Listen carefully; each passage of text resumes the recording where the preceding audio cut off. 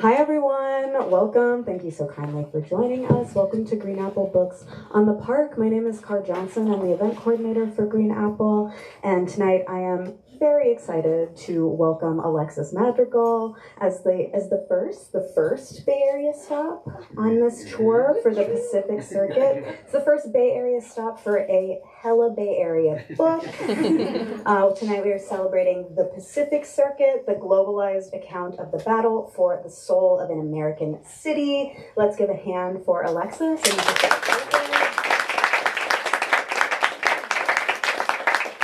He is joined tonight by journalist, author, and Green Apple favorite, Lauren Markham. Let's give a hand for Lauren as well. Thank you all for coming out tonight. It's truly such a joy to see a full room celebrating good books. We love to see it. I love to see it individually. Thank you for joining us in person and online. Hello, online audience. I'm waving to a camera if you cannot tell. We are broadcasting from San Francisco. We open each of our events with a land acknowledgement. We are operating on unceded Ramaytush Ohlone land, and we think that acknowledgement requires action, and so we encourage you to donate either your time or monetary means to an Indigenous organization each time you hear a land acknowledgement. We have information about the Ramaytush Ohlone Land Trust at the back desk if you are interested in how to participate in this project of rematriation. Very brief business before I let these two take over. Now's a good time to silence your cell phones if you have not already. I didn't ask about photos. How would you feel about photos? Picture taking? Okay. I feel great about photos. Feel great about photos, but do not take bad photos. Yes, I feel bad about bad photos. No bad photos, and especially no tagging people in bad photos. We don't do that. That's the rule. You get 86 for that. So, but yes, please don't take a call in the middle of the event. Please do check out our full event calendar online at greenapplebooks.com. We have a really great season ahead of us, including the event you are currently attending. Please do buy books if you are able. We always appreciate it. If you've been here before, you've certainly heard me say that when you buy books from us, not only you support us as an independent bookstore, you support the writers who put so much work into making these books, then you get to have a book, which might be the best part. So if you are able, we always appreciate it. Thank you so kindly. If you've also been to our events, you probably know that I don't like to say too much by way of introduction for a book, but in this instance, I really find it necessary to share how exceptional the Pacific Circuit is and what a wonderful job Alexis has done drawing so many threads together. So much information is given to us in such a salient and artful way, and it is truly a feat. And I don't want to embarrass you, I'm sorry. This is also a book that filled me with so much pride to live in the Bay Area and in Oakland specifically. We are very lucky to live in a place full of such a rich history of resistance and care, and I wish I could articulate it in more depth, but that's what the book is for. There is also a particular feeling that I get, and maybe you get this too, when you read about a place that you know and love. I feel it like in my eyes kind of well with that recognition that someone sees this place for exactly how special it is, and despite and because of its complexities. This book absolutely does that, and it is absolutely required reading for anyone who lives in the Bay Area, so keep that in mind. Very briefly, I'm also so glad to have these two as a pair joining us together. In particular, Lauren has had 2 books come out in the last year, and she is totally brilliant, and we are so lucky to have these two join us, 2 people who are curious for a living, that we get to see talk together is very exciting for me. Are you not excited as well? I'm very excited. Okay, so I'm very grateful for all of that. Without further ado, I am going to be brief, as I said I would be, and introduce the authors who are joining us. First, Lauren Markham is the author of the award-winning The Faraway Brothers, as well as A Map of Future Ruins, and most recently, Immemorial. Her work has appeared in DQR, Harper's, New York Times, and other publications. She teaches writing at the University of San Francisco and in the Ashland University MFA in Writing program. Let's give one more hand for Lauren Markham.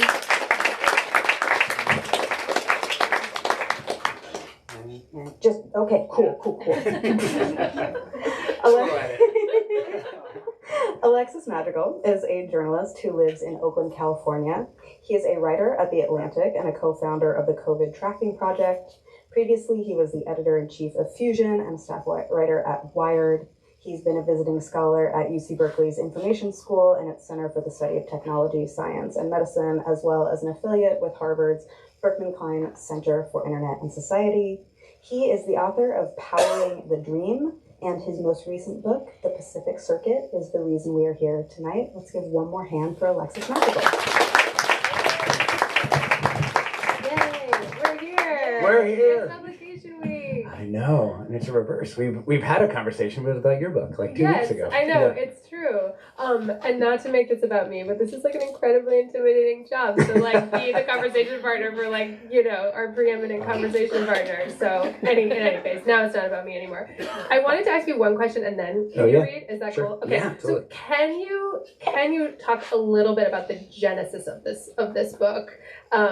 I know that in part it grew out of your work with Ta-Nehisi Coates on the case for reparations when you were at the Atlantic, but it's also really connected to a lot of like central preoccupations in your life and in your work and in your career so far. And also it's about Oakland, which has been your longtime home. So like tell us about the genesis of this book and also how it's maybe changed over the last 10 years since the genesis.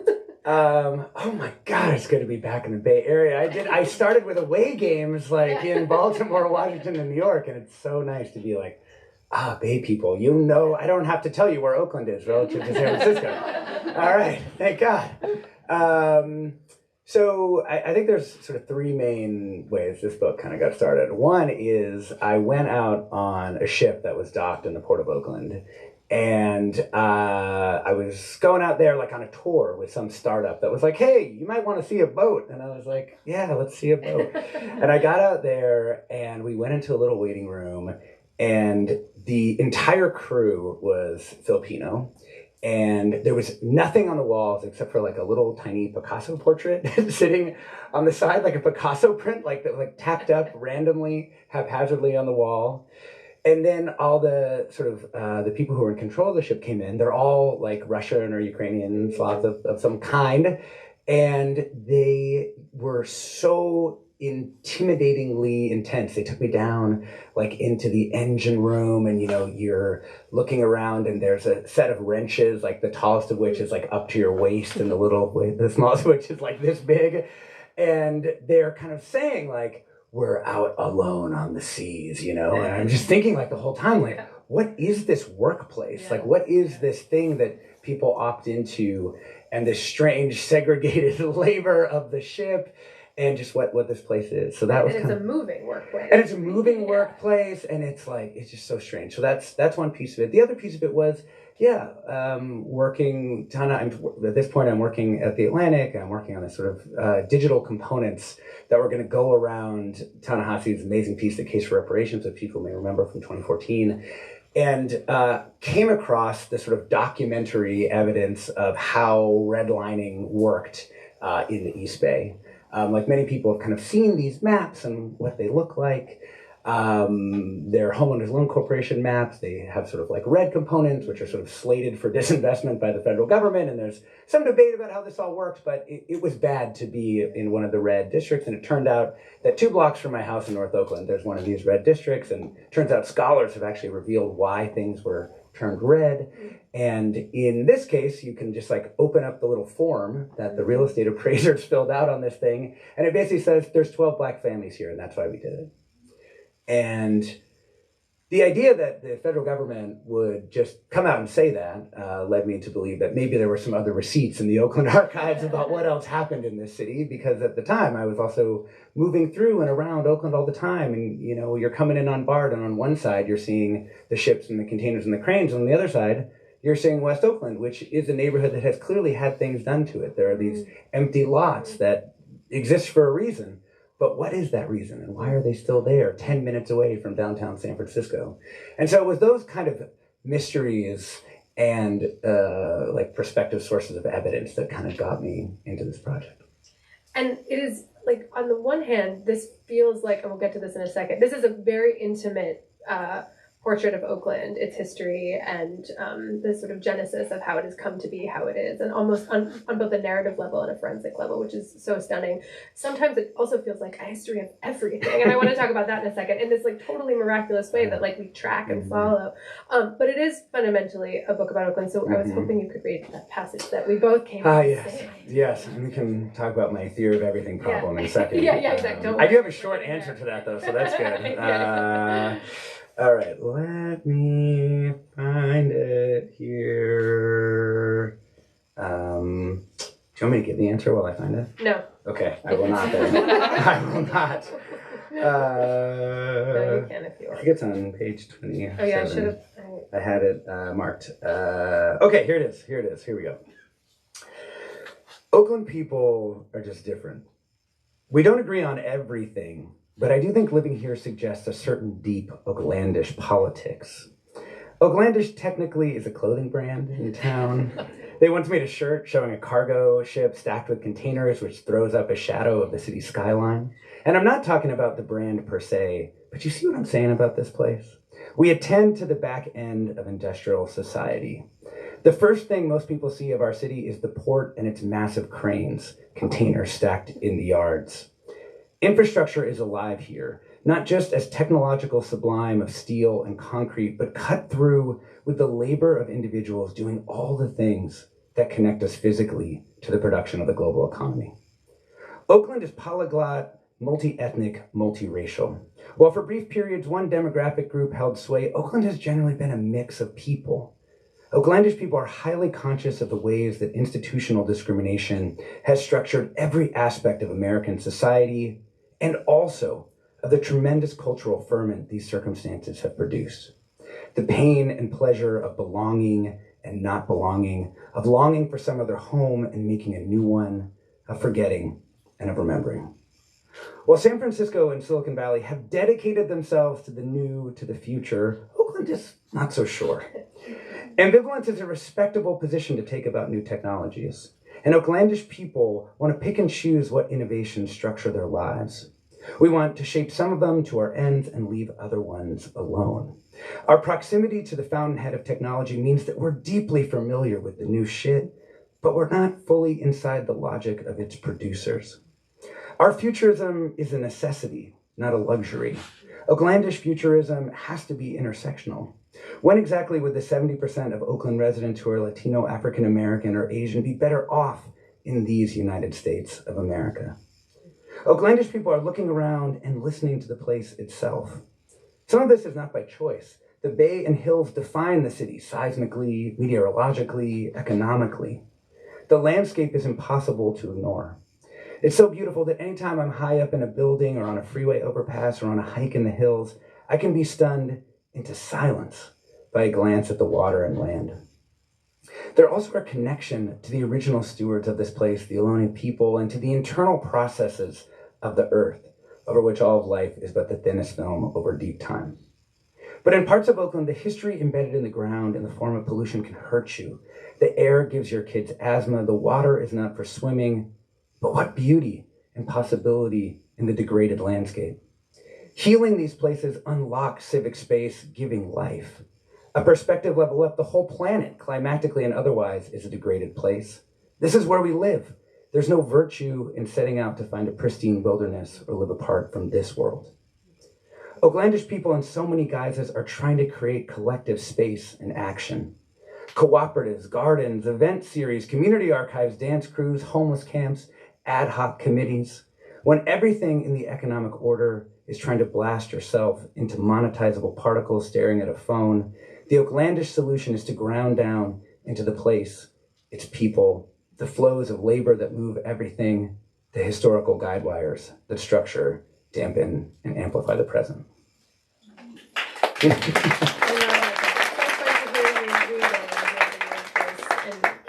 I think that gives so much a spirit of the book, which is this kind of like forensic look and accounting. Like, how has this the inequities of this place? How has that come to be? And then also there's this real bright spirit about your writing in your book. So thank you for that. Okay, so this is in many ways a book about everything, and I say that not in a like, wow, what a drag. Like I'm honestly totally bewildered by how you did this. Just to name a few things that this book, grapples with, the Great Migration, redlining, the shipping container business and containerization, Silicon Valley, the creation of Head Start, the Utah oil fields, the Black Panthers, gentrification, like on and on and on, which is incredible. And one feels such a savvy guide walking, as a reader of this, you feel that there's this like savvy guide walking you through, but also that you're not just like bopping everywhere. And so how did you do that on a craft level, but also like how much did this is kind of slightly back to the Genesis question, how much did it balloon out versus how much did it start that way and you had to go in? Well, I have a great respect for these books that seem to be like a keyhole kind of book, which is what I set out to write. I was like, I'm going to write a book about 7th Street, from the 7th Street terminal to Mandela Parkway, which is like a mile. And you didn't not do that. That is exactly what the book is about. The problem is that we live in this world. We live in this world where all these global factors have such a direct and personal impact on our lives that when I started reading all these books that are sort of legendary urban histories, particularly ones that have like a particular narrative, a lot of what happens is you kind of get this legendary figure kind of struggling against the local power structure, like against the mayor or the city hall, or these kind of very, very local factors, the police, things like that. And I was like, well, that is part of what's going on nowadays, but it's also that plus this vast terrain of technological forces, the economy, not even as much the politics. That's kind of the one thing I left out of it. And I think that there were, when I ground down into 7th Street and started thinking I'm going to explain these things, there was one sort of key thing that convinced me that I could do this book, which is that 7th Street is where the Panthers really explode, because it's where Huey Newton gets into this gun battle with police, and it kind of turns the Panthers into this global phenomenon. And then as I started reading books about the Panthers, I come across this Huey Newton essay called The Technology Question. And this is there's a lot of things you could say about the Panthers. They're very complicated. There's an amazing book called Black Ants Empire, which, some people may be familiar with. Huey Newton's thought kind of changes through time. And in the early 1970s, he's kind of looking at it. He's actually living at that big tower that's by Lake Merritt. He's looking down at the Oakland estuary. And what's there but this new port, which is being built, this containerized port that's changing the world very directly by shipping things to Vietnam, to Cam Ranh Bay. One of the earliest container ports in the world is built purely for this military traffic. And the Panthers know this is a huge deal. And this book, in some ways, is kind of an expansion of his essay, The Technology Question, where he basically says, supply chains are changing the world. They're changing what sovereignty looks like. They're changing, for nations, they're changing the ethics of being a part of the economy, because by creating these supply chains that split up production, it makes it harder to assign ethical blame to anyone of anything that's going on. Or as you put it, you're just building a transistor, not a bomb. Even if the transistors eventually will end up in an ICBM or might end up in ICBM, you're not personally responsible for that. And he also talked about unemployables, right? He also talked about unemployables. He basically said the Panthers' presentation of what's happening in what were ghettos in West Oakland and other places was that people were had been knocked out of the proletariat into the lumpen proletariat. They were reading Fanon, who was looking at these people, literally saying all these people down by the port clamoring for work. And the Panthers were saying to themselves what do we make of these changes? What do we make of this increasing automation? And the answer they come up with is that basically people who were living under those conditions were sort of the early adopters of the real future, the future that most of us would be living, not the people who are producing the technology, but the people who are on the receiving end of the effects of it. And so once I was there, which was pretty early in the book, I was like, okay, this thing's going to go pretty wide, because we're going to have to deal with the history of the land, which is the history of the real estate, which is the history of property in America and race and risk, and we're going to have to deal with Silicon Valley and the port. Yeah. And I mean, one of the ways you deal with this narratively is that there's a really central character here named Miss Margaret, who I want to talk about. But first I just want to read, one, so she's an, community organizer who I'll have you talk about, but, Sure. A quote here is, by the time Miss Margaret was 20 years old, every place she had lived had been deeply impacted by the state. The place she was born, bulldozed. The place her family purchased in Ingleside in San Francisco, bulldozed. Her home and the projects already falling apart and filled with rats. This is sort of a book about sacrifice zones, and here Miss Margaret is in the center of a sacrifice zone, this stretch of West Oakland you're talking about. And she really is this narrative linchpin. Can you talk a little bit about her, and also like how you met her and found her and sort of came to understand like all the ways that so many of these tendrils kind of crossed through her life. I mean, she knew is the real answer to that. Didn't she say pretty early on, like, he's writing a book about me, and you're all like, okay, and then you're like, okay, actually. Well, and it was even more awkward than that, because we'd be at, like, community events, and at this point, I'm still prospecting, This book took 9 years, but it took a few years before I really knew what it was about, and, like, 6 months in, we'd be at a thing, and she'd be introducing me to people. This is Alex. He's writing a book about me, And I'd be like, well, it's pretty complicated. There's a lot of ins, a lot of outs, But she really turned out to be right, and that's because she knew her life history, and she knew how she fit into this story that I was trying to tell. And I think, when I first met her, it was before I knew I would ever write anything local. I was writing about technology at the Atlantic. I didn't know that I would be doing this book, but I went to this community meeting in kind of like by Jack London Square, which is kind of West Oakland. And this lovely architect was giving like a presentation, and she kind of felt like he was losing the crowd. And so she was like sitting here, and she stood up and she was like, all right, I'm going to tell you what's really going on here, everyone. And let me tell you what's going on. And so I kind of filed her away as like, wow, that's like a really interesting figure. And when I was working on this podcast called Containers, I was like, I emailed him and I was like, hey, who was that lady who like shut you down at your own community meeting because you didn't think you were doing a good enough job? And so he introduced me to her, and we got to know each other.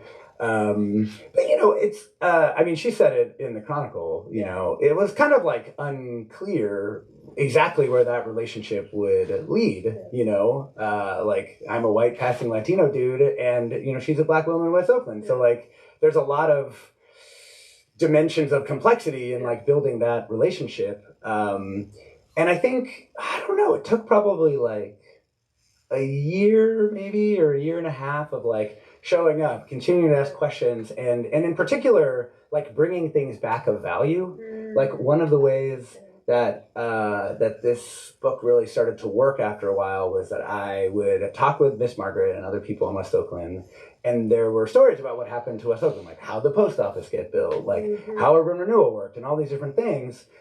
But they weren't like documented in that sort of footnote kind of way. They were just like, well, everyone knows this is what happened. And so then I took it as my job to go like into the archives, back in DC and Sacramento, all around Oakland and the Bay Area, and try and like pull out the documents. And then I would like bring the documents, and people would be like, exactly. They did want to segregate us. It says right here on page 120, we should build a freeway that segregates West Oakland. And they did a few years later, And so it was documents like that, and it was like showing the capacity both to bring those things back and also to share them back in the community. I wasn't trying to, and there's a community archive if anyone wants to look at those documents on the website. You can go look at a bunch of the documents on which the book is based on the local side. That's fantastic. It's funny that you talk about kind of like her ability to breathe life into what can often feel like stodgy, community issue, or, kind of these community fora about like really urgent things, but like the details are so excruciating sometimes, right? Yeah. I feel like you do that so beautifully in this book. There's this one paragraph, I'm always thinking about as a writer and also as a teacher of writing, how we breathe life into fact, how we make fact legible. And I think sometimes it's through narrative, but you have this uncanny ability to kind of concretize and detail us. So there's a line on page 88, or a paragraph, there was no winning, but that didn't mean you couldn't fight. Beatrice Sneed held out longer than almost all her neighbors. This was when the BART was being... BART's bulldozing homes to create the West Oakland BART kind of station. eminent domaining and, buying people out. Most of, with shitty real estate deals. Most of them signed away their properties in 1965, 66, 67. She held out until February 27th, 1968, a day of little note, just some space on the civil rights timeline between Huey Newton's gun battle with Oakland police and the assassination of Martin Luther King Jr. in Memphis.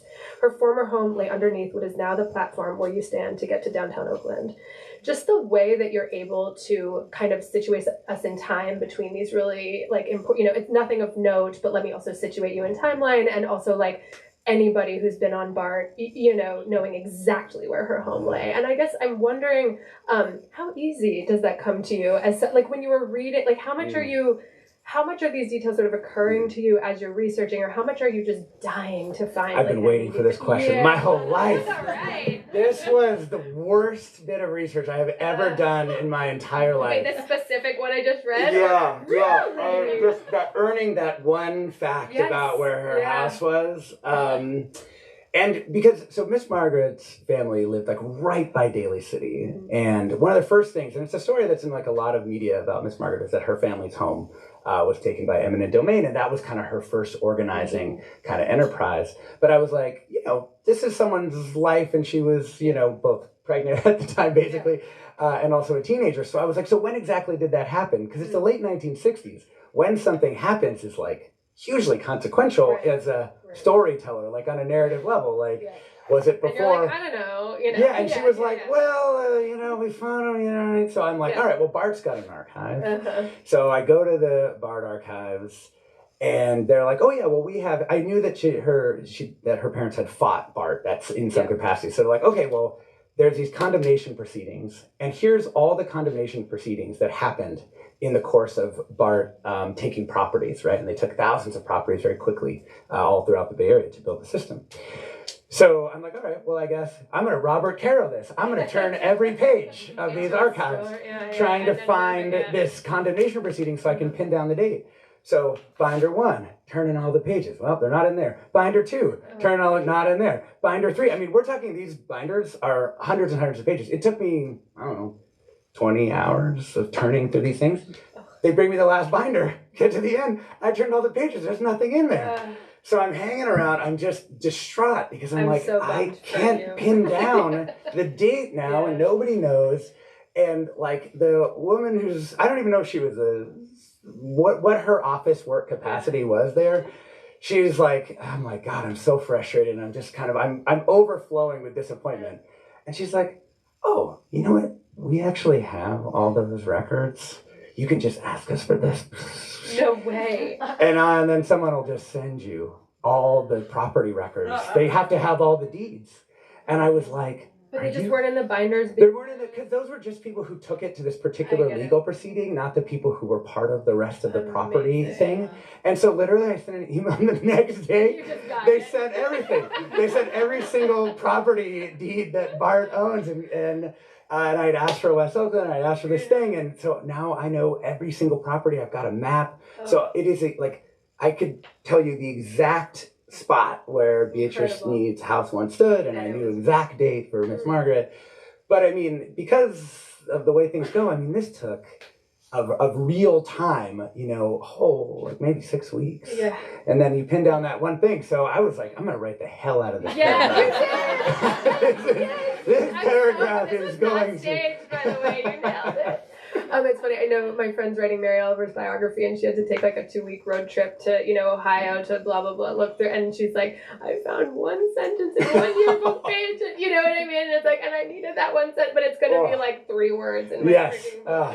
It's so that sometimes. In here. Yeah. One of the things that this book reveals, discusses, engages with so well is this sort of breakneck pace of technological change, and then the sort of ensuing social change as a result, and then the excruciatingly slow nature of like progressive social change. You have this incredible, like at one point in the book, Margaret succeeds after a lot of work and struggle in basically rerouting one of the truck routes. Yeah, the truck routes because they're like just idling and polluting this like horrible exhaust in West Oakland, and she succeeds at slightly moving it. It's a big coup, but you say it was a huge boring achievement, and I love this so much because it's like so much is like that. Do you know what I mean? Like I kind of want to like get that tattooed, like slow, boring achievement, like because we have this imaginary and this desire for like progressive change to be this like firework kind of revolutionary, but in fact so much of it is just slow and boring. I wonder if you could talk about that, and also like how you're reflecting on the kind of slow, boring change, especially at this political moment when it really feels like we don't have time to be slow or boring, and yet like isn't that so yeah, oh boy, yeah. I mean, I think there's positives and negatives to the slow, boring change, right? On the positive side, a lot of this work takes this kind of grinding, coalition building, and bringing parties together. Like in this case, you've got truck drivers who are themselves almost exclusively immigrant men, incredibly marginalized, are themselves having all these health problems from doing this job that requires them to work 12 hours a day and they make $8 an hour. And then you've also got those truck drivers are like idling outside Prescott Elementary School and pumping particulate matter into kids' lungs, And so nobody has a lot of room to give because society has already smashed them to the margin. And so what that took was just all of this kind of trust building and relationship building between these different constituencies that are just there's not a lot of give. And I think a lot of things in this book feel like that, where you're just like, oh man, everybody working in Oakland is having like this is not the easiest place to work, and so nobody wants to give. On the other hand, we've also structured our sort of participatory democracy to have these incredibly long and slow processes in which advisory boards and neighborhood committees and all these things dedicate hundreds of hours to these processes in which they don't actually have any decision-making power. All they have basically is like the power of slowdown. And so at a time when we also, at the same time, there's bad stuff happening, we also do need to rebuild all of industrial society to account for carbon emissions, among other things.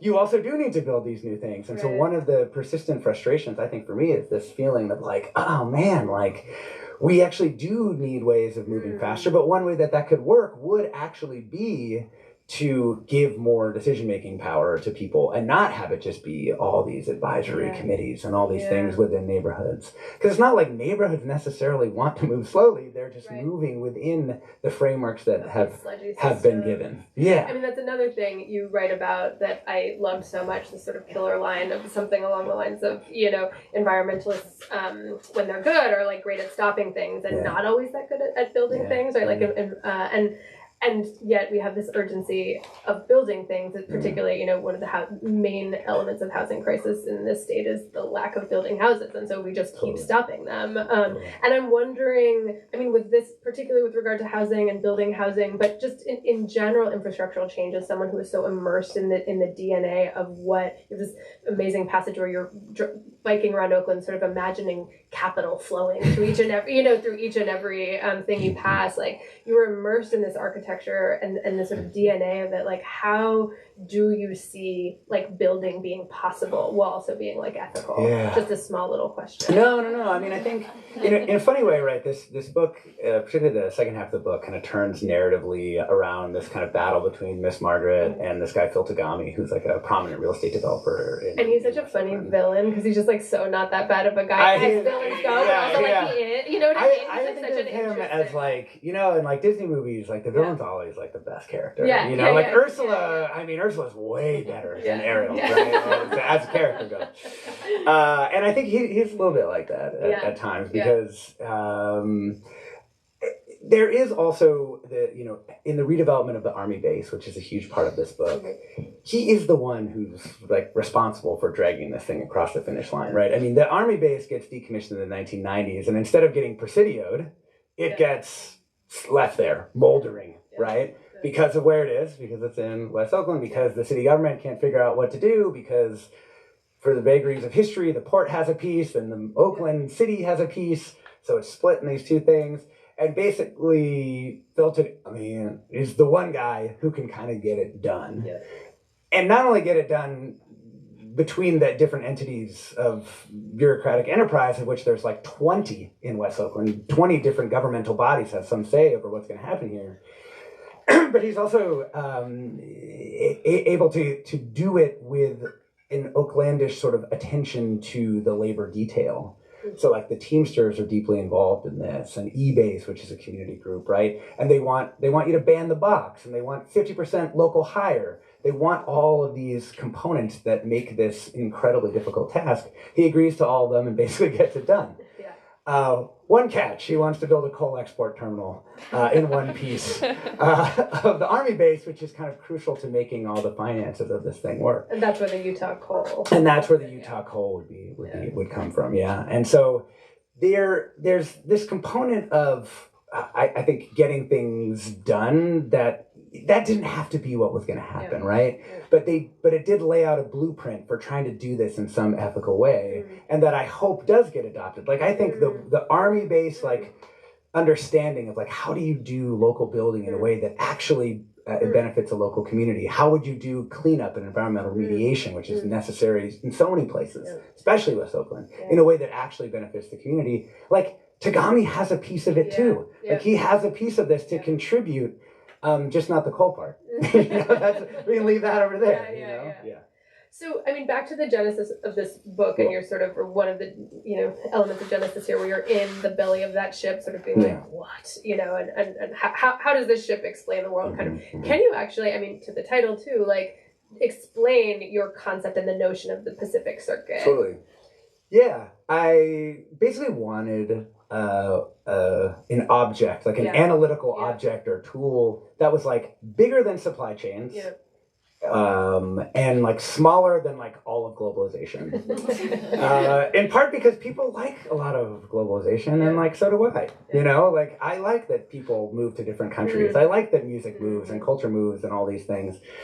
I wanted to gesture more at these sort of economic structures. And so for me, the Pacific Circuit begins really in the late 1960s with containerization, which makes global trade explode. And sorry, can you just break that? When we talk containerization. It basically means instead of putting all the goods in the hull of a ship, you put them into the boxes and it lets you move them around in a much more efficient way. Revolutionary. It decreases the amount of labor on the waterfront, 10x.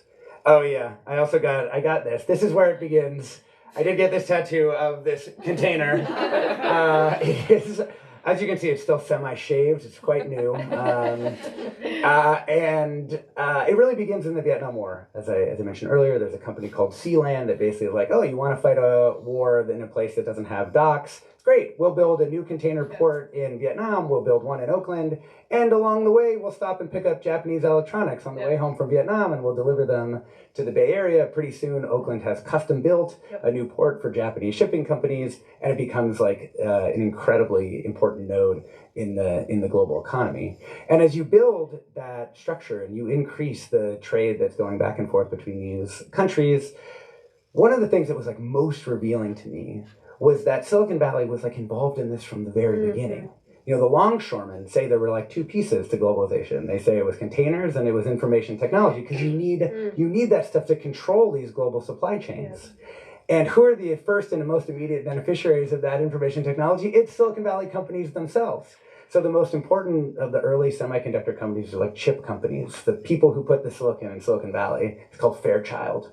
And Fairchild's really important because it spawns the Fair children, including Intel and a bunch of other companies, and there's now Fair grandchildren, including NVIDIA. So this is really sounds like a cult. Yeah, kind of, right, yeah.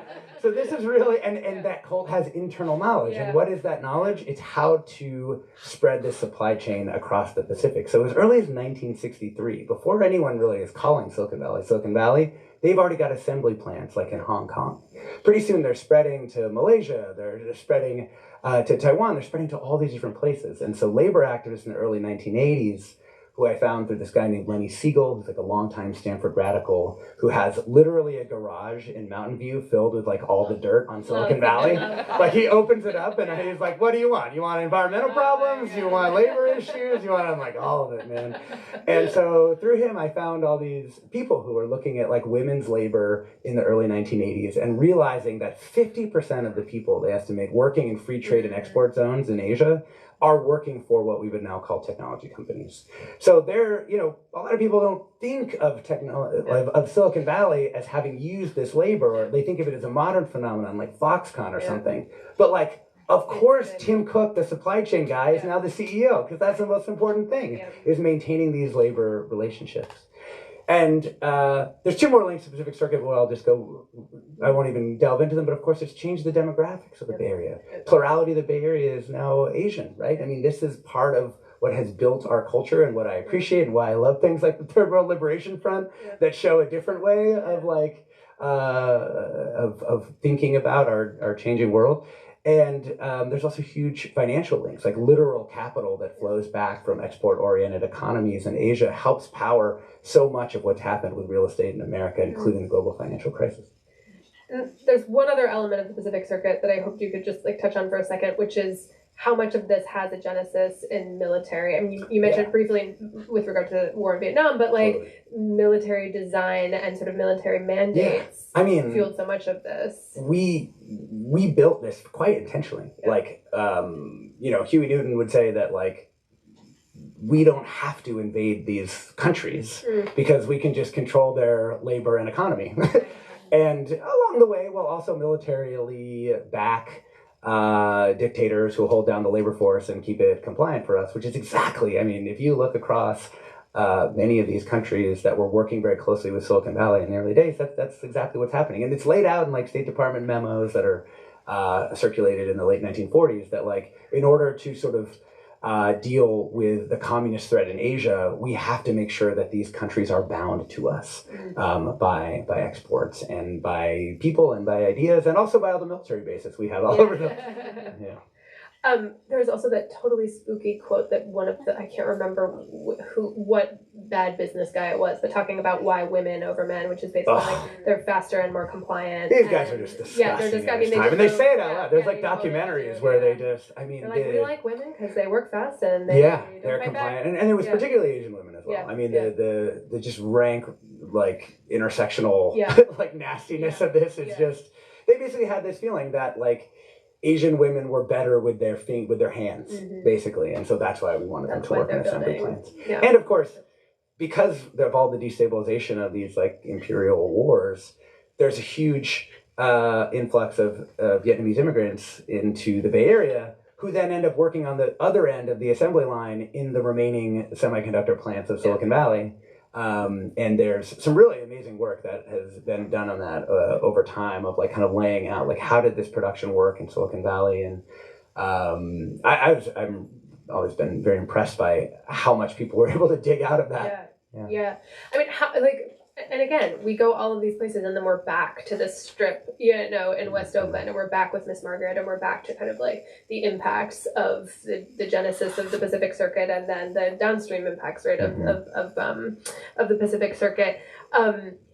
You also, though, talk about this idea of trans-apocalypse. The pandemic hits, and it changes the supply chain in the Pacific Circuit or affects it in particular ways that then has its effects in West Oakland. Could you talk a little bit about what the pandemic did and revealed?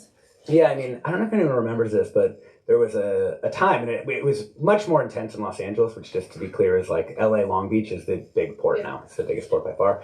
But we got a little bit of the echo of it, which is that there was basically a traffic jam at the ports during the pandemic, which generated all these problems, and kind of go into some detail about why these things were happening. But what was amazing was cargo ships were just sitting in the bay suddenly. So if you were like in Alameda and you looked out, you don't normally see that stuff, right? I mean, there's usually one there for like a few hours, but basically the whole system is built to flow. And so I was down there with my kids during the pandemic, and I was like, oh my God, what are all these container ships doing out there? And that's kind of what tipped me off to like go back into what was happening during this time.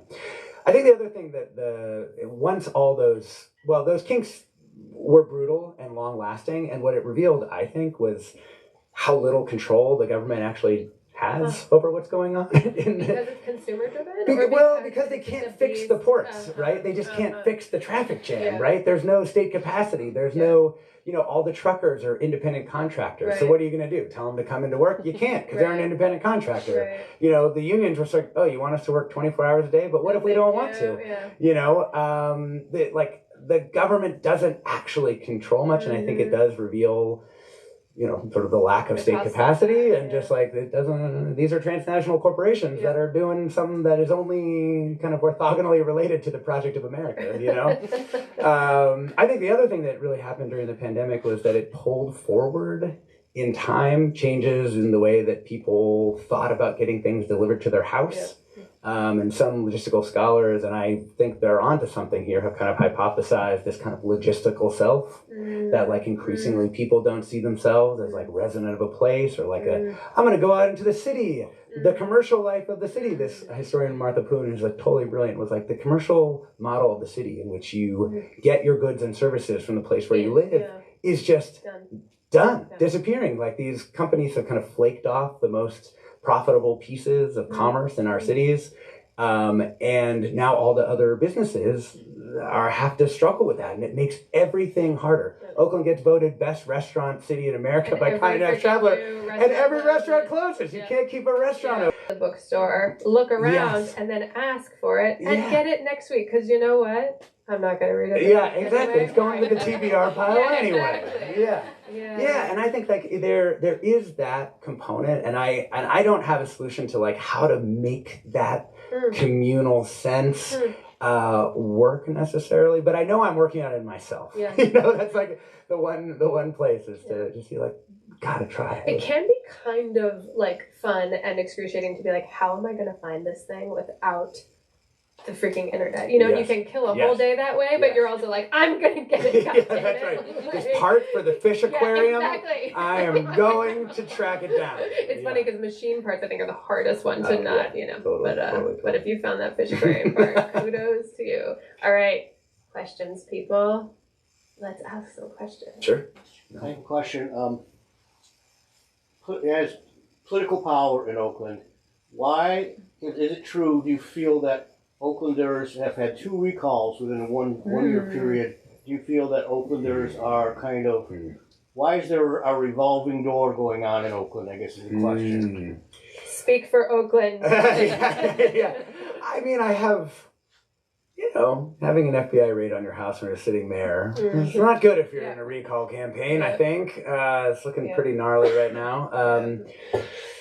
I think that there's something that happens in places that are like kind of starved or that have really high levels of inequality. And it's that I think the political process becomes something that very wealthy people realize they can just take over. And they did. That's how Libby Chef won. I mean, and look around the country and it's sort of like, oh, hey, look at this. Not to be all microcosmic about it, but like, it's happening there too, who is the recall funded by, et cetera. On the other hand, I do think the political culture of Oakland has not wanted to sort of address the sort of San Jose mayor, Matt Mason, like back to the basics, like the city of Oakland doesn't function all that well. And I think people know that. On the one hand, we're like shutting down Eli's Mile High Club, this like amazing punk club. Because they had an unpermitted deck, and also like we've got vigilantes filling the potholes and not the city. You're kind of like. And the Oakland School District where I work is like under county receivership and closing schools everywhere. So there is this feeling in which like somehow the city government is not actually very responsive to what people want from the city, and I think it generates this enormous and vast reserve of annoyance and anger, which can be channeled by. Political forces into things like recalls because it always feels bad. And so recalling people feels like some small, we stuck it to them. Also just causing more chaos that doesn't actually help. Yes. And so that would sort of be my answer. My question is historical. You know, the innovation in Silicon Valley, people sometimes have a real shallow understanding. It's like Apple computers and the personal computer. Yeah, sure. You know, HP started in 1939. Yeah, It's a company, I think it was called Federated Television or Telephone and Telegraph in 1909. Yeah, totally. I love that And history. then stuff like Union Iron Works was having to innovate things for not only mining, Yeah. you know, that with new technologies, but also building things because they couldn't import heavy iron stuff from the East Coast. How far back would you say this tradition of innovation? That's interesting. I think And then connected with universities like Berkeley and Stanford are the think tanks for that stuff. Yeah, I mean, boy, I had some serious vacuum tube shit in this book that I did have to cut. Unfortunately for everyone. Stanford does get a mention as a kind of yes, a bad guy. yes, no. I mean, there is a version of this book that had federal telegraph because it was in Palo Alto, and like Herbert Hoover was like, you know, right back. There was a smidge of Herbert Hoover left in it, but there was a lot more. The tradition does go very far back. I think it takes quite a turn, and I think I should cite Margaret O'Mara, who wrote an amazing book called The Code, for this entire frame, which I'm about to give you. But that basically Stanford is the reason, and within Stanford, there are a couple of people who are in the World War II kind of planning apparatus and then arrive in Silicon Valley and begin to sort of orchestrate the place as a plausible receiver of federal military dollars, which when the Korean War sort of kicks off, they of course have been in the military, they know what the military wants, they know what the military is exploring, and they're just there to like receive the reign of what is really like economy altering dollars that go into military spending in the Korean War, which I think is so offensive. We call this the forgotten war in this country. It drives me insane. I mean, MacArthur says it's like the worst thing he ever saw. MacArthur, you know, like the general, is like, you know, we obliterated basically all North Korean cities. You know, I mean, millions of people died. Like, I mean, this is horrific stuff, and also it was extremely good for Stanford and Silicon Valley, and generated it as a place where transistors and semiconductors could take root around this and within this like ecosystem. I don't know if it's all like directly flows from there. There's a lot of luck and a lot of other things, and Fairchild, and I try and do like a quick summary of like, here's like 7 ways you could look at the history of Silicon Valley, but here's my favorite. And my contribution to this is to try to recognize the labor of the women who built Silicon Valley's products, because the other thing that pisses me off, aside from calling Korea and War the Forgotten War, is, you know, in Detroit, there's this lionization of workers. Right? It's like, there's Henry Ford, so okay, fine. We have our founders here too. We can celebrate the founders, I suppose, if you want to do that. But also, who else is celebrated? It's like the United Auto Workers and like the working person. So the people who have that exact same position relative to Silicon Valley, the hundreds of thousands of women who are working in these semiconductor plants and assembly facilities, no mention at all by any of these people who are responsible for building Silicon Valley, which is, you know, I mean, you know why it is. I don't have to tell you. But it is frustrating. And one of my hopes for this book is that people begin to think more about that. Think more about like why it is these people have been left out of the history. That we talk about like the groovy office culture and freewheeling venture capital, but we're not talking about, but what about this labor force? What were we doing to make sure that that labor force remained compliant? What was the role of the United States in making this all work? Because of course, you know, the meta lesson of like all technology studies is basically that like the government supports all this stuff, and that's why that's where we get it. And sometimes after that, it goes off and does something else unexpected, but like the government support is necessary. Yeah, it's like a nuisance to think of, you know, the pesky supply chain behind the genius, mythic creator man. Exactly. You know, Exactly. There's one in the back. Yeah, you. Hi, I'm Victoria, and you might find it interesting that I was born in West Oakland, in a house that is no longer there. But I was fascinated with your talk and had not known anything about industrialization, globalization of the container part. And I was curious if all this money came into the Bay Area, to Oakland in particular, was it that fragmented that the money didn't stay there? I'm just curious what your thought thoughts were on why it just flowed back out and didn't. Yeah. I mean, this really was like one of the original questions of like, why hasn't the money stayed here? I think there's a couple of different answers to it. And they're sort of the same answers for a lot of like city suburb problems, which is that the people who own the factories and own the things don't live nearby. And particularly by the 1950s and 60s, when containerization has happened, right, the FHA has created segregated suburbs. I mean, there's an amazing stat, and I'm going to not get it exactly right, but the number of people of color who were able to buy into FHA-backed suburbs that were built all around the Bay Area, it's a fraction of 1%. I think it's less than 1/2 of 1%. And we built 150,000, 200,000 housing units in that period. And so that becomes a place where the owners are. And then eventually, even the industry goes to those places. So like, anyone ever heard of like Bishop Ranch and these places? There's like these random places that are out there which suck a lot of the commercial life and office spaces and all this stuff out of places like West Oakland. That's one.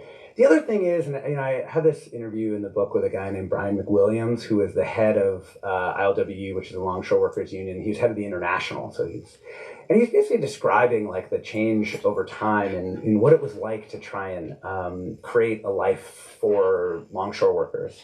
And he says, like, in the old days, you'd be negotiating with somebody who like owned a ship. He'd be like chomping on a cigar, and he was like a local elite, right, who was there. And that local elite had a shared understanding with the longshore workers of like, it's important we're all in this together, which means you got to get a share of what's happening because we need you and you need us. And he was like, by the end, it was just all lawyers. The young lawyer would come in for a few years, and there was no longer this sense of like, we're all in this together. And I think you see that with the shipping industry. The shipping industry used to have some headquarters in Oakland and all these other things. But as time goes on, they're off. Like they're like the APL, who was like the last of the shipping companies that was headquartered in Oakland, moved their headquarters to Phoenix. The shipping company, the Trans-Pacific Shipping Company, moves to Phoenix because they realized, like, who cares? Well, we got Zoom and internet. Right. Now it's fine. And I just think that's part of it. I mean, these transnational capitalist systems, like, they don't care about any individual place, and in fact, when they do care, they tend to care in a bad way. Right. Yeah, it's almost like look away. Yeah.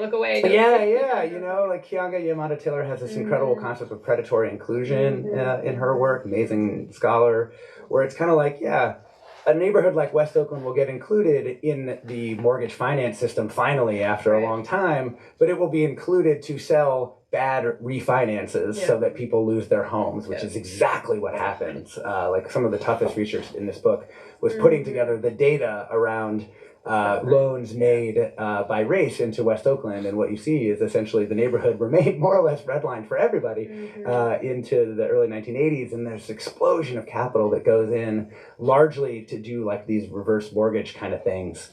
And so that's one of the things that drove the foreclosure crisis and also dispossessed like hundreds of long-time West Oakland families. And so another one of those things that everyone knows, but let's get the data just to make sure that like when you're going into some other audience that doesn't have native belief in what the people of West Oakland are going to tell you, this is it. Now you've got the receipts and you can't ignore what happened. All right, one more question. Go ahead. Forgive me, very practical, maybe it's a boring question at the end, but was 9 years the plan? Doesn't every book author just say, you know what I'm going to do? Spent 9 years of my life. Yeah, I had a newborn who is now 9. I love that in the acknowledgments, like you are as old as this book, basically. Well, there were a lot of things that happened along the way, aside from all the friend making. It was, what happened was I filed the first draft in February of 2020. That's what happened. And then I was working on the COVID tracking project, more or less nonstop for a year and a half there. And when I came back to it, there was a lot that had happened, right? I mean, when I submitted the draft, Bushrod was the hottest real estate market in the entire country. Oakland was downtown Oakland, massive upswing, right? You go around downtown Oakland now, and it's like Main Street of a small town emptied by a Walmart moving in nearby, right? Maybe those things are connected, just noting. And so I had massive rewrites to do. And the other thing that happened was I realized, like, for a while I was trying to wind this story purely around, like, Margaret and Phil Tagami. And I kept coming up against this thing of, like, God, there's these structural forces, and I feel like I need to take more time to do this. And so there's a guy named Adam Tooze. Maybe some people have run into his work, but he has these, like, really big macro books. And so one draft of this book, kind of before the current one, I packed down all of my, like, narrative elements into, like, I don't know, like 40,000 words. And then there was like 100,000 word second part that was sort of like, and now there's all this stuff, you know? Like, cool 2 books you wrote. Yeah, exactly. Gotta make it one. And it was, I was saying to my editor at the time, it's like, unfortunately I wrote 2 books, neither of which you want to publish, I don't think. So so then I had to go back. You did the secret third thing. Yeah, I smelted it all down and just, like, I don't know, put it back in the forge and made this. Yeah. Okay, I have one final question, which is also an appreciation. There was a moment in this book, or like this book is narrating the kind of creation of BART, and how it was kind of like this idealistic project, and it was this idea of, like, we need to unite the Bay Area into sort of one cohesive, cogent place, and think of it as an interconnected place. And I'm reading this book being like, yeah, BART sounds like a great idea. We gotta make this thing, like, beautiful. It's gonna be gleaming and trains. I was like, oh my god, wow, like, he's talking about BART. Like, BART kind of sucks, you know. But I feel like that's something that this book does, which is, like, hold so much optimism for what could have been, without, like, merely fetching about what isn't, and, like, the missed opportunities. And I guess I'm wondering, like, how you might invite us, as someone who's been so keyed into seeing infrastructure, not just kind of, like, invisibly walking upon its invisibility, which, like, most of us do. Like, how do you invite us to think about the infrastructure, particularly because we're here in the Bay, like, of the Bay, but of all cities too, and, like, what is possible overlaid upon or within the kind of sometimes bummer of what is? Yeah. Oh man, good question. Let me think about how to answer this. I am even though I feel like the creation of BART is kind of a horror show, I am at this, once infrastructure goes in, I feel like you kind of have to protect it at all costs totally. in some ways. I mean, I do not want BART to go away. Infrastructure.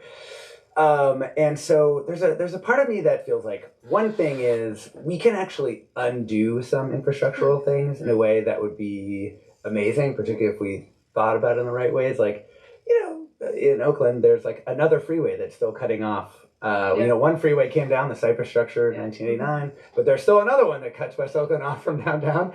And, like, people are trying to reimagine that. People are trying to say, hey, this is a way that we can do it. I think I began to feel like community organizing around changing infrastructure feels like it can just have this durable impact.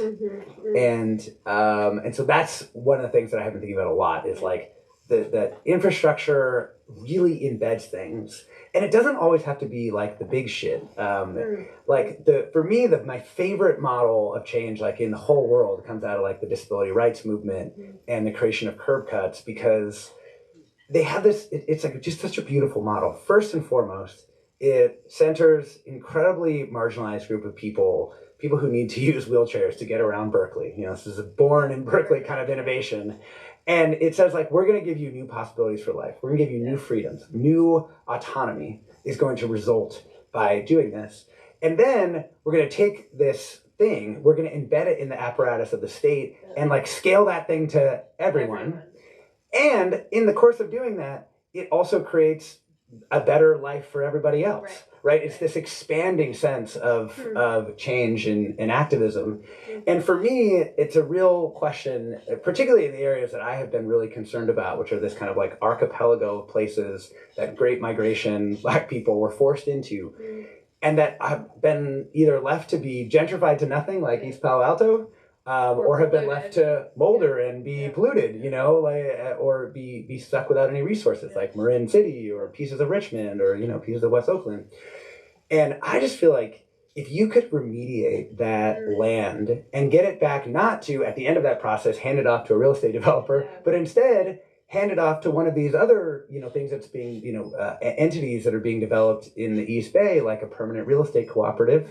All East Bay development of these things, you can look it up, permanent real estate cooperative, the very first one in the country is in the East Bay, and allow neighbors to hold this property in common and use those things from the Army-based redevelopment of like, when we're doing this redevelopment, it's going to be 50% local hire, and it's going to be ban the box so that people coming back from prison can get jobs, and we're going to build an industry that does this remediation. Like, that's one of those times where you feel like, oh, this could change this economic development, like from the ground up. Yes. It wouldn't just be handing money to a developer, it would be, and I don't even necessarily dislike developers. I'm just saying I'd much rather hand it to the community itself. And so that's kind of my dream for what happens in West Oakland, is this massive remediation that employs lots of people and then hands the community back the land that has always, been, that should have always been for them. Beautiful. Thank you.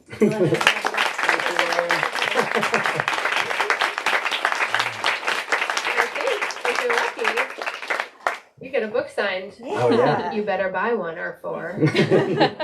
Can we give one more hand to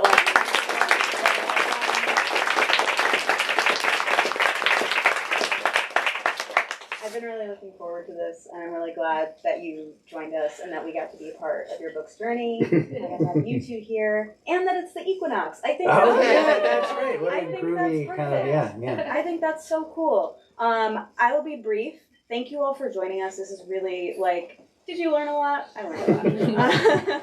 This has been really fun. I am just here to let you know that we have books by both of our authors at the front register. You can find them there. I'm going to have Alexis right here signing books. So find them at the front. You can have them signed here. I am going to write your name on a piece of paper, even if you know Alexis very well. So please don't fight me on it. Just let me write your name.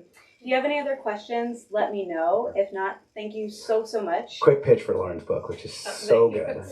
In Memorial, it's so fantastic. It is in the Transit book series, which is undelivered lectures, and it's just like really tight, beautiful argument about trying to find the words and the language and the mind to deal with our environmental crises right now. And it's just, God, it's beautiful. So yes, buy that book. Buy them Buy the together. Sure. You're good. It's a package deal. Yeah. I mean, they're in conversation together. Yes. Let's think about it. Okay, but yes, last word. Thank you so much. Thank you so much. We'll see you next time. Thank you. Yay.